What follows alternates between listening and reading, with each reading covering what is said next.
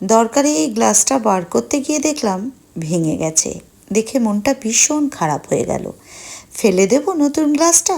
সেই জন্য ভাবলাম কাজে লাগিয়ে দিই। দীপাবলিতেও অনেক মোম জমেছে, সেই মোমের টুকরোগুলোও এখানে কাজে লাগিয়ে দিতে পারবো।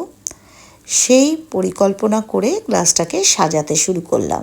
প্রথমেই ওপরে দিয়ে দিলাম লাল ফিতে, তারপর ভাঙা জায়গাগুলো জোড়ার জন্য দিয়ে দিলাম কাঁচের চুমকি। ভাঙা জায়গাটা ঠিক করে না জুড়তে পারলে কাঁচে হাত কেটে যাওয়ারও কিন্তু ভয় আছে।